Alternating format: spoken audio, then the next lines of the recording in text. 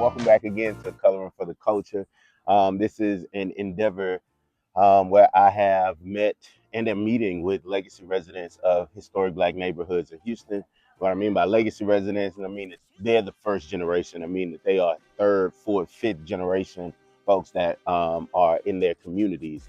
And we're learning about those stories. And then we're going to take those stories, partner with graphic designers, and turn them into comic book strips and blow them up to the size of walls and do a color by number for the community. And so it's a really cool, immersive way for us to learn the histories of our neighborhoods, to commune collectively in fellowship, doing something that we all enjoy doing, which is coloring, and a way for Black people to see ourselves in the future. And an Afrofuturistic state of being. You know what I'm saying? Black people are often left out of the comics. You know what I'm saying? And when we do, when we are in them, it's not our stories that's being told, you know? And so, if nothing more, I want everybody to know that the stories that they live daily are more than enough. And they are really the things that color the mosaic of humanity and this beautiful tapestry that we are all weaving together. So now that I threw around all them fancy words, hopefully some right, hopefully some funding words. Anybody watching this want to donate, sponsor, holler at a couple dollars, right? You know, with a couple zeros on the back of it. Anyway, so we're here with Nikki Knight. I'm gonna let her introduce herself and tell you where we at. So my name is Nikki Knight, and we are in the South Park, Texas. Come on. Corner of South Bank and Belford at the Edgewood Park. This is the spot, the pillar of our community. Yeah. Edgewood Park. Yeah, lots of memories. Come on. Let's start with the memory. Usually we start with how you got here. But let me tell you how we got here, right? So how we got here. Initially we lived in the SWAT, right? And one of Southwest my okay, boom over there. So it was the summer. I'm just kidding. So we were. I was moving into my my high school year. We were in A-Leaf, and my uncle got sick. My mom's uncle, my great uncle, got sick, and my mom was like, "Hey, I gotta take care of Uncle Edie." Like, cool. And so we lived in Southwest. Everything was in Southwest, and then my mom was coming out here to take care of my uncle. Well, my uncle passed away, and he willed my mom the house. And so at the time, we was like, "Where's this place? Where are we going? Oh my God!" And so we went from SWAT to South Park. So talk about a culture shock, right?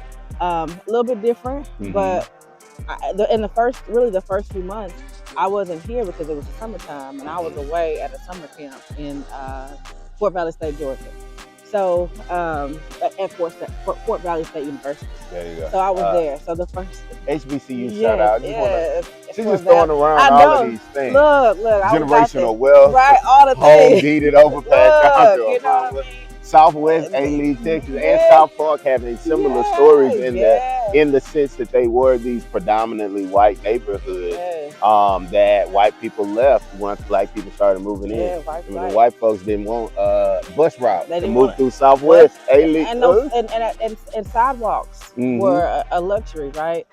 Because again, that created ways for regular people to travel these neighborhoods. There's still neighborhoods now that don't have no sidewalks. We'll talk about that later. But yeah, we moved out here for the summer. The summer of, it was almost 30 years ago now. And so my parents, we renovated the house, all the kind of stuff, and we began to live, right? We never really went to school in the neighborhood because my mom was, the GT mama. You're gonna get a good education no matter what. But we lived here. There was a Rice across the street in this parking lot. Let me tell you, Rice was it. So we used to walk. Like my house is like on Bell Arbor Street, right? The first street off of Belford at the corner of South Bank. And so we used to live, playing, doing stuff outside. We'd be over here at this Rice. All kinds of stuff, just really getting to know our neighbors, getting to know the kids on the street, and we were just regular people. What you saw over here were really Black families striving to really hold on to what was created, right, as a community. I'm happy to say we probably have about 60% original ownership still on my street, and that's rare because people don't consider this area to be something to be proud of. Yeah. But we do, Yeah, right? So, absolutely. um, growing up in South Park, was different, right? You moved from, I mean, you had gunshots in the squad too, but Hmm. you had kind of a little battalion over here for a little bit, right? And you had to learn, right, to understand what that was. Yeah. And like I was telling you earlier, we learned a lot of situational awareness, just kind of Mhm. being in the environment.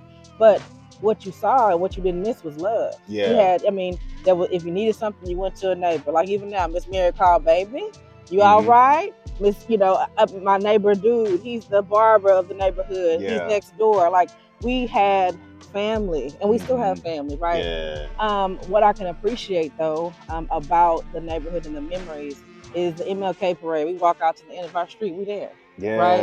We Yeah. didn't have to drive to the hood to go experience the Yeah. MLK parade. We were a part of it. And Yeah. even now, like when family members say, "Oh, we're going to the MLK parade," we're gonna stop by the house, Nick. No problem. Yeah. Anybody that comes through South Park know they can come by the house. Yeah. And they're gonna get a That. warm meal, they're gonna get a cold drink, and they're That. gonna get a warm couch to That. sleep on with That. a blanket. Our neighborhoods are like the I want to say, I'm going to say it this way, but it's really in reverse. And I'm only going to say it in this direction. You'll get what I mean when I Yeah. say it, because of the ability to understand and comprehend the comparison. Our neighborhoods are like HBCUs. Oh yeah. But HBCUs are really born from our neighborhoods. Absolutely. And when I come to neighborhoods like this, I live in one, Homestead and Tillwell, you know what I'm saying? When I think about our neighborhoods, they are so akin to what we read about in the 1800s, in the early 1900s, in the 20s, in the 30s, and the 40s. Before integration, even post integration,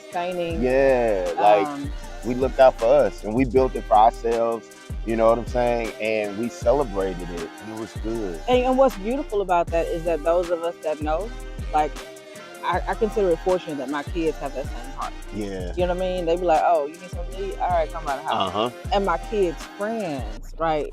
They know their house. They know. They be like, "Okay, what you cooking today?" Well, we know, like, they know that place is a safe place. It's home, right? You know what it makes me think of? Like Black Mama Answers. That's what I'm gonna call them, Black Mama Answers. Ain't nobody tell you bring all these kids over here. Who said I was feeding all of them? Right. Then, what y'all want, baby? Come on, baby. Yeah. How many plates y'all need? Yeah, Like, ain't nobody said I ain't driving no taxi. Where y'all live at? I ain't dropping off everybody, but come on, get in the car. Yeah. I love that. They used to go. So my friend Stacy, he was like, "I'm just gonna call you Mama Nim," because I wasn't going Mama Nim. But that became a thing because, like, I'm not gonna send somebody's kid home hungry. And even doing, like, with Harvey, it didn't flood over here because we on good ground. Yeah, come on. We on good ground over here. Want you to know all these abandoned neighborhoods. You know what I'm saying? We on good ground over here. And I was like, hey, we can get to the hood. We got light. We got, it's warm. Yep. We got food. We got what you need over here. But I was grateful because, a lot of people ask, why you stay there? Why you do this? I've lived in Katy. I've lived in Cypress. I've lived in these places and these outliers. But there's nothing like being in a communal space that, is home. Yeah. When we were in Katy, my kids were smaller, and we moved back to the neighborhood, and it was a culture shock for my kids. So it was a generational thing. For us, it was like, oh my God. For them, it's like, where's the Starbucks and the Target? I was like, babe, we gotta go to Pearland for that. We gonna go right here. I'm gonna show you. I'm gonna take you down to the Buds, and I'm gonna show you what this is. But them being here, they had an appreciation, or they've gained an appreciation for legacy, right? They're like, oh, okay, oh, this is what it looks like. And then doing some of the work I do, I'm like, hey, you're gonna see in 5 years things change. Yeah. Like I told them about the renovation at the park. I told them about the street work. And it wasn't until they saw it. Yeah. They were like, oh, I was like, yeah. I said, I get to do this on purpose. Right? And so the vision for this neighborhood, because it is a place that is full of life, right? But my vision for this neighborhood is that it's restored to a thriving hub of community and commerce, and an ecosystem for wellness, right? We have so much, this is a food desert. We don't have no grocery stores over here. Rice gone. The ones, there's ones that I won't go to because it's like, this is not quality, right? Absolutely. And so we're running at a deficit. But I also believe in the story of the underdog, right? I believe the first should be last and last should be first. I also believe that when we are intentional about where we put our gifts and our talents, whatever we set our hands to will prosper. And so that's why I am. Like, that's why I'm back. That's why I've been here for probably the last 15 years now. And, I don't intend to go anywhere else. The house is under renovation right now, and my dream. I had a dream one time that I bought all the houses on my street, and I was able to gift them to people, and have people become homeowners. Like, that change was the name of the street to Mama Nam. No, Mama Nam Street, right? And when I was learning about just the neighborhood itself, doing some studies, like, the streets are named after battles. I didn't know that. Like, I was like, what? Where do we get all these street names from? Bell, it's the Battle of Bell Arbor. Like, I learned about the history of the neighborhood because, one, it wasn't built by us, so the streets are named after what correlates to someone else's history. So, it's a revolutionary thing to kind of know where these seeds and how these seeds were planted, and as the older generation begins to kind of transition, of course, it's up to us to kind of take those roles and to really make sure the history and heritage of our neighborhood stays, front and center. I love that. I love that. Okay, so let's go back in time a little bit. Okay, so Mama Nam is in Southwest. Aileen, your uncle. So is this your mother's brother or your No, my grandmother's brother. So your great uncle. My great uncle, my mom's uncle. Yeah. Okay, he's living here in South Park. Now, did he move here? Like, how did he end up in South Park? So my family, most of them come off of my mom's side were in this area. They've been in this area for a little while. We have family from Louisiana. My grandfather's family is off of Harrisburg, but my mom's side has mostly been this side, Alameda, Genoa, really southeast Houston. Gotcha. So your grandparents on your mom's side is this area. Yeah. Okay, gotcha. So that's grandparents, mama, you, your babies. That's 4 generations of folks that have lived on this soil. Right. How does that feel? Oh, it's rewarding. It feels, I feel privileged because I get the opportunity to. Most people don't get to experience that, and so when I look back at the things that have happened in our home, like, my grandparents celebrated holidays with us. Like, I know a lot of people in my generation that never met their grandparents. They don't know them. I know all of my grandparents. I've met all of them. Like, there's none living now, but I know all of them. But holidays with my grandparents, they were able to meet my children. Just really seeing how that generational relationship forms when you're intentional about it. So it's a privilege. I love that. It's a privilege. I love that. Fondest memories in this neighborhood. I would say give me your top 1, but I believe in expansiveness. So I'd say, give me your top 2, so you don't have to, Top 2 fondest memories in this neighborhood. Thus far, I think one of the fondest was when we were first renovating the house, and my mom, she's always been a visionary, very just ahead of her time, right? So she renovated the now house with her forever home in mind. So before, all these houses had, bench seating and all the things, my mom had already put that in the house in the hood. He was like, why you need that? What's that for? She was like, this is my house. house. Right. But now, like, that's the top amenity Yeah. in these other places. So her vision was always something that was really prevalent as a memory. And my dad, we always had yard of the month. You drive in the middle of the street, it's yard of the month. Yeah. You knew who house it was because that was his thing. So the green Yeah. thumbs, and just being able to steward something. Yeah. That's the memory, right? Taking ownership and stewarding well. Yeah. So that's one of my fondest memories. In my head, what I'm imagining is what happened, right? Yeah. Now, if it didn't, it's okay. Let me believe that this is what happened, okay. Right? So I see you and your mom in front of, you have brothers and sisters? I have a baby sister and an older brother. Okay, so I see the three of y'all with your mama in front of the house getting ready to be demoed, right?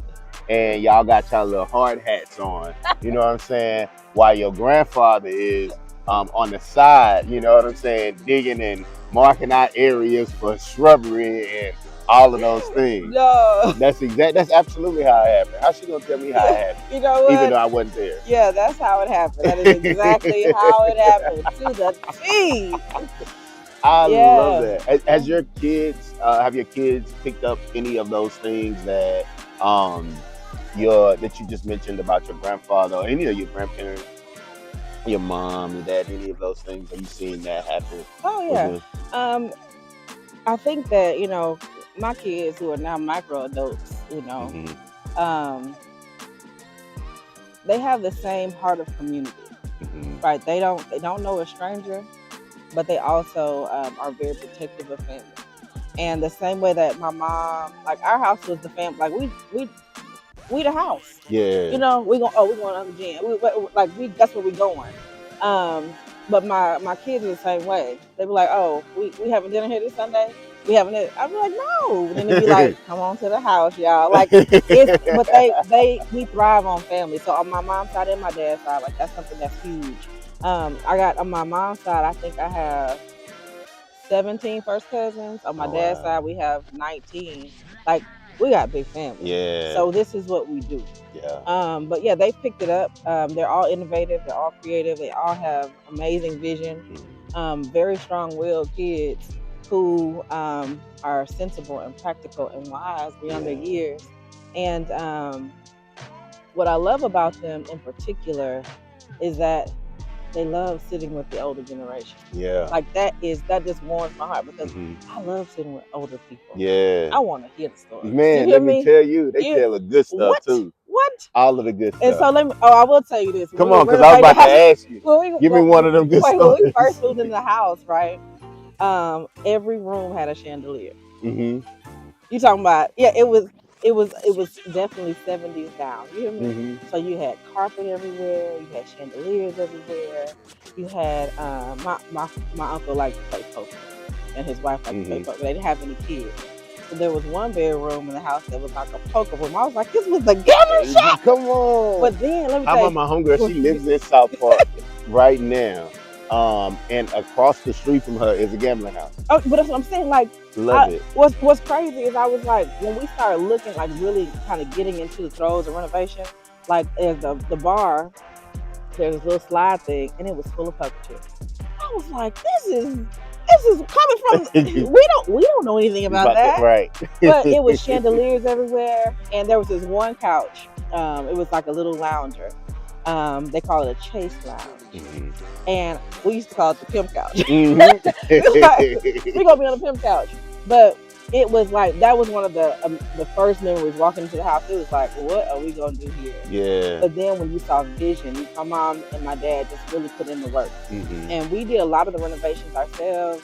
We didn't have a team come in, but it was like all of the initial demo work, like, it was personal for us. Yeah. So we were picking up carpet. We was taking down chandeliers. Yeah. But that kinesthetic connection really made a difference. I want to pause for a second because the sun just came and it's hitting us, which Uh-huh. means that we look good as fuck right now. Lovely. Come on, so great. Come on. This is at the park. Y'all welcome. You're welcome. No, I love that. I started renovating my childhood home, the house my grandfather built. got built for my grandmother, and experienced a lot of those things. Yeah. And being able to do so much of the work with my own It hands, makes a difference. it creates a different type of attachment to it. I think it's the closest that I felt to what they may have felt when they purchased the house or when they built the house. It's a pride that comes with that. It's like a it's a pride. It's pride and a privilege, right? But it's also a humbleness. Yeah. Like, I get to do this, and I think that's I'm real soft sometimes, but I'd be like, I get to do this. You know what I mean? I get to experience this space. So, man, I'm just grateful. I'm grateful for what's to come. I'm grateful to see the landscape of this neighborhood change. I really do see a different vision. Like, what's crazy is I hit the major things that people don't see. Like, I'm in conversation with Walgreens because y'all don't close the store over here. Where do people go to get medicine? Yeah. Right. I get that y'all have a whole loss prevention situation, but in communities where there's no real good access to anything. Yeah. I think it's we've moved away from really being intentional, one in business, but also just as good humans. Yeah, I agree. So I agree. And Walgreens, we need you back at the corner of Happy and Healthy. How about that? Let's do that. We do. And that's you know what I'm MLK saying? and Delta. We need that. And y'all getting pharmaceutical money. Y'all fine with that little lost shrink. Just you ain't got to carry the retail stuff. Just open the pharmacy part. At least something. Let the people get it. You welcome. Look, we just created a whole new business revenue for you. Revenue vertical. Just a drive-through pharmacy and a pull-up, walk-up window. That's Boom. something, Let the people come stop and get their things. But it's really it's disheartening to see that the only access is Family Dollar. And again, I'm a person of quality. Yeah. Right. And when I go in places and see what's being offered to us, it makes me upset. Yeah, as it should. And it's sad. It is. And Family Dollar is corrupt. I don't like the business. I don't like Family Dollar, Dollar General. They all owned by the same company, and they all doing the same thing. And I don't like them. But I think the toughest part is, some of the things that we've allowed right, in our communities is because of comfort and then convenience. And we've sacrificed really community and the character of who we are for comfort and convenience. And Come on. You Baptist, Cogent, Methodist. I'm just a believer of the Spirit of God. Because you hit that alliteration real. We have sacrificed community and character for convenience and comfort. And comfort. We have a word. There's a word.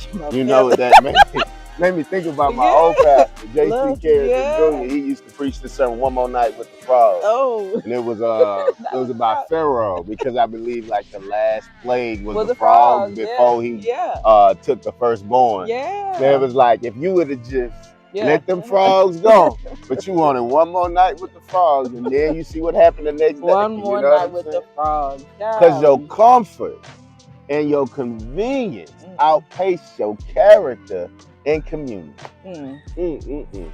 Yeah, that part. Now let's transition a bit. Yeah, so, let's do it. What does South Park deserve? Oh man. In your most expansive, put on mama glasses. Oh man. Mama eyes, mama brain, with her if I forward could just, thinking and forward visioning. If I could just wrap us in a warm blanket and just lay your body on my chest, pat that little back, it's gonna be okay. You know what I mean? Like, I think we deserve a reprieve. A moment of rest, a moment of stay life, right? Because of what's plagued our communities for so long, we don't get that. Yeah. It's survival. And there was a time where this community was thriving and survival was not the portion. Right? It wasn't what was required. And now we have an opportunity. We have an opportunity to really pour back. Those of us who are intentional about making sure our resources create roots and that's important to me. And it's not just money, right? It's presence, it's conversations, it's advocacy, it's being involved in community. It's also um, having the hard conversations with those who are coming into our neighborhoods Yeah. and talking about what it is their intentions are. I always say, there's a difference in being interested and being invested, Yeah. right? Because interested folks buy these properties, fix them up, and put anybody in them. Invested people, we're gonna vet you. Yeah. We're gonna give you the standard. We're gonna let you know that no, you can't park 35 trucks. Yeah. In the front. Like, we got away from deed restrictions because people, didn't want rules, but now they understand that rules create order. Yeah. And so those of us, right, who have moved out to the gated and to the yada yada, they understand it. But why wouldn't we implement it and maintain it here? Yeah. And there are some things happening, on the council district level, things like that, to bring back those things. Yeah. But because people don't understand and they attach everything to a cost and not a value, Yeah. because it's different. They miss it. Yeah. The value in having a deed restriction is that you have order. The cost is minimal. The cost is, you thinking outside of your own comfort. And you having more say-so about what happens in your neighborhood, Right. which could also offset some of the costs you are incurring right now Oh, yeah. because of the lack of Exactly. deed restrictions and things of that nature. Right. I think about the north side all the time and how random things are just popping up that's increasing either the cost of living, that's Right. increasing property taxes unjustly, that's increasing insurance premiums and all of those things. Let me tell you, these insurance premiums, my God. Okay, so how about for I want to say the last 20 years, my flood insurance was like $1,500. Flood insurance is now $4,000. We didn't even flood. Okay, we're considered a floodplain though. And then homeowners insurance, almost $9,000 for a house that's not even 2,000 square feet. Yeah. And then you only want to give me a low value because of what is comparable in the area. And it's like, let's talk about this. Yeah. Because I don't like it. Absolutely. I don't like it at all. 100%. And then you look at new development that's coming in the area. Like, 2 blocks over, you got a $500,000 house. Okay, let's talk about how that affects the senior citizen that's at the end of that street that's on a fixed income, that can barely, buy groceries. Yeah. But now they have to compete with this tax base. Yeah. And it's all these skinny houses. So you mean to tell me a house that's half the size of my house, skinny houses, but can be sold for twice the amount, and you putting 5 of them on the same lot as I have. So my property is a little over a third of an acre of land, right? Yeah. I got a house is maybe about 2,000 square feet, a little bit more. And so in that same kind of space, there's somebody who's built like 6 small houses, right? Yeah.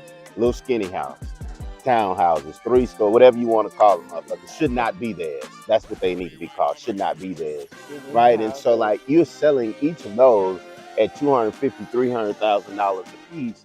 You know what I'm saying? That's $2 million sitting on this same lot that mine is worth. And so, what that does to everybody across the like, I appreciate the fact that Harris County wants to appraise my house at a higher, but it's not worth that. Yeah. And like the fact that it has doubled in value in 4 years, like stop it, But it's because we don't have a lot of these protections in place that we not communing, because it's convenient to stay in the house.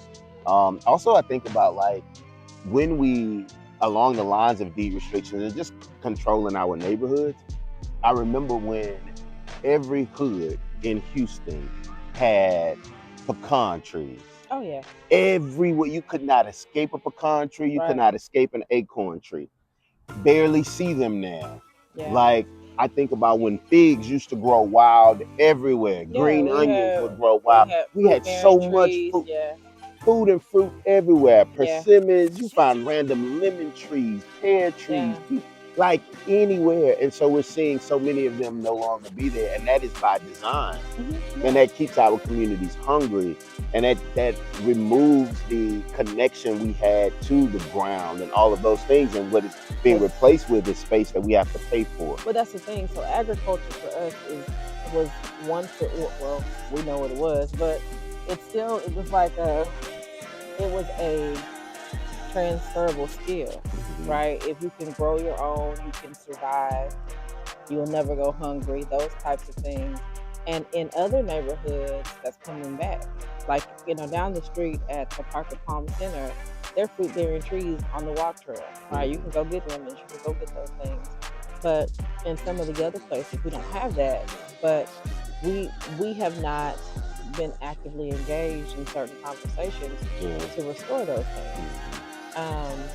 And then, people don't, people aren't living in the same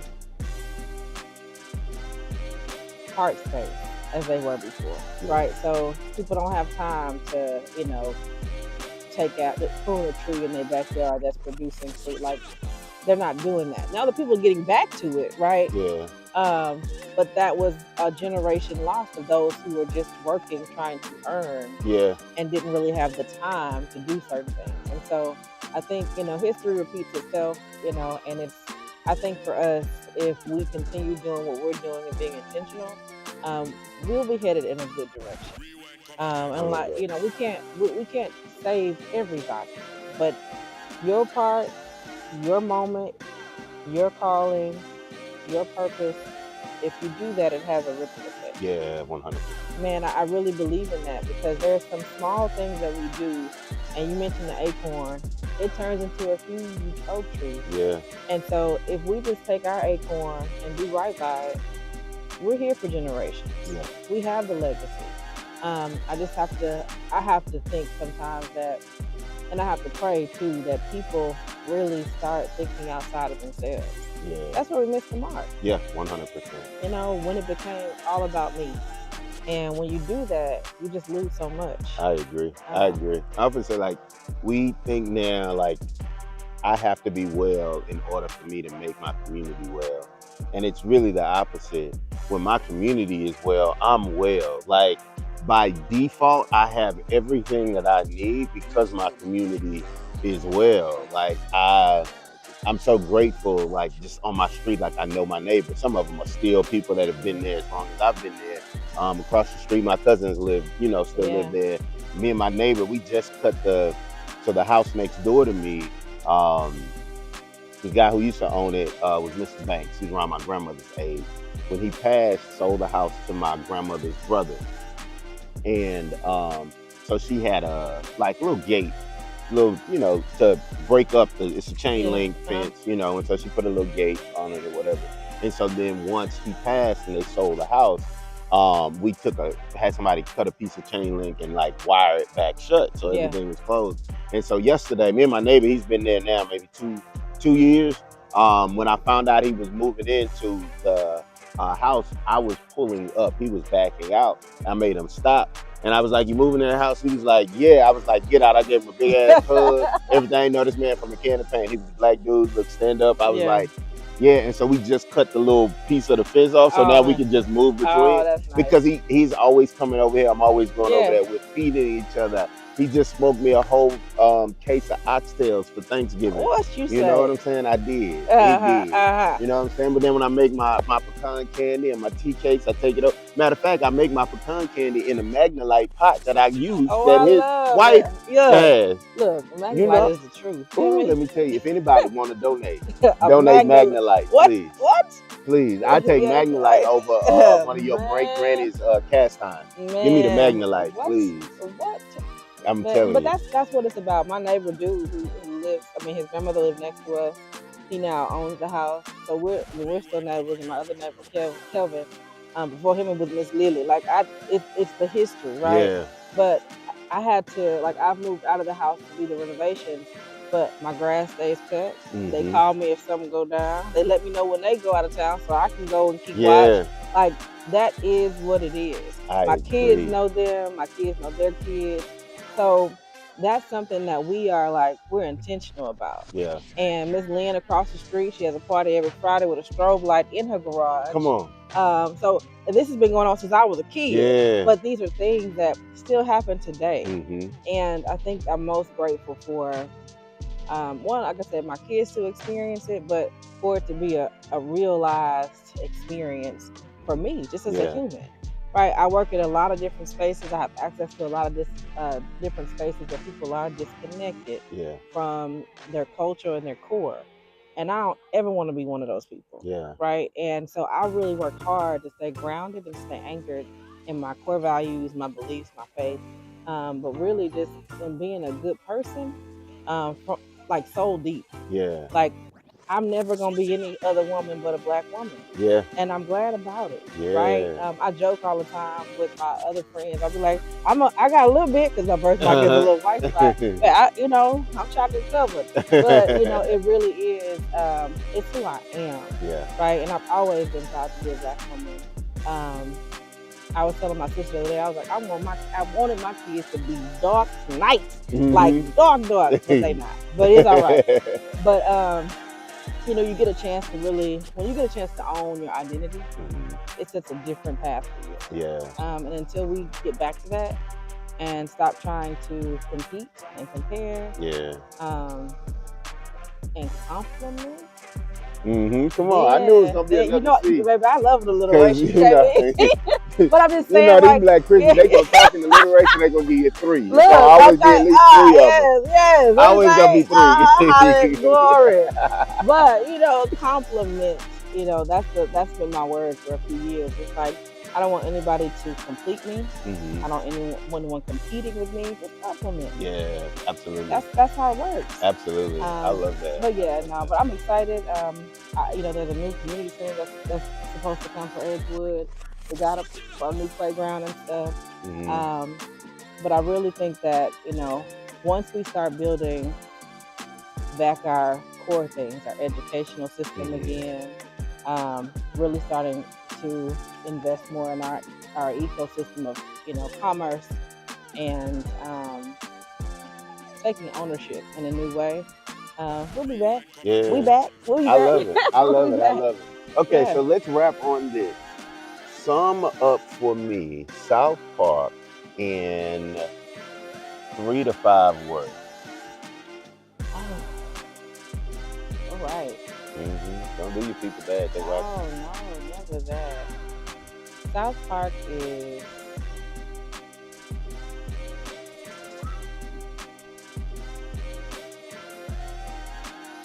safe for hearts. It is soulful and original. Not just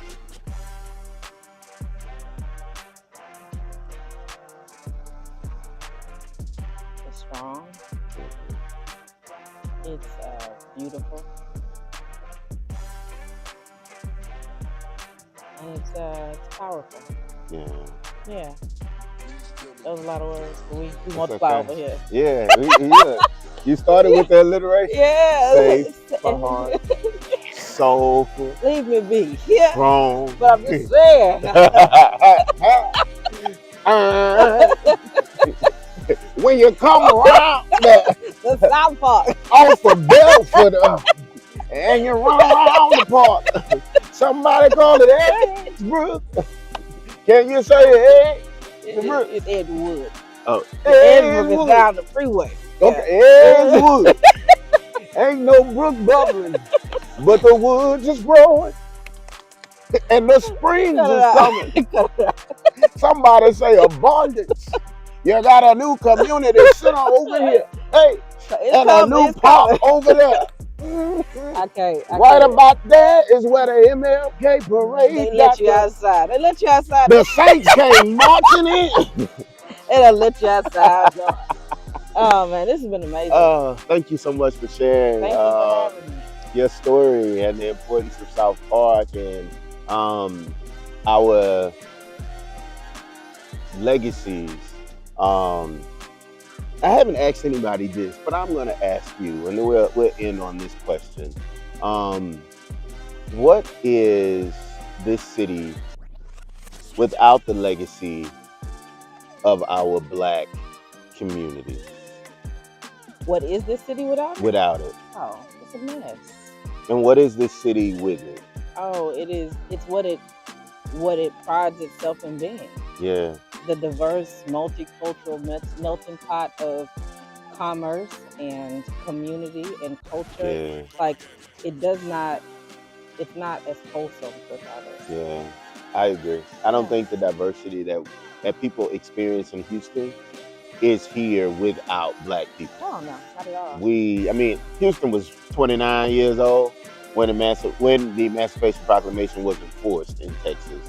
Hmm. And so you think about all of the black folks Hmm. who weren't even black as we understand black to be Right. at this point, who weren't even called considered American yet, Right. you know, who had who who was just given an opportunity to explore their humanity and not even know what those all those things Were entail yeah. because of so many generations of not being able to have it. And they came here from all over this country, but definitely all over Texas, and Louisiana, and colored this city the way that it is. Yeah. Like, you don't get any of the beauty of Houston, none of the character of Houston, none of the color of Houston without these colored folks in these Agreed. colored communities. I Like, agree. it's I'm I agree. really I'm really grateful. Yeah. Really No. grateful. Definitely. Definitely the. Shout out to Belford and Herschelwood, St. Lo. That's it. You know what I'm saying?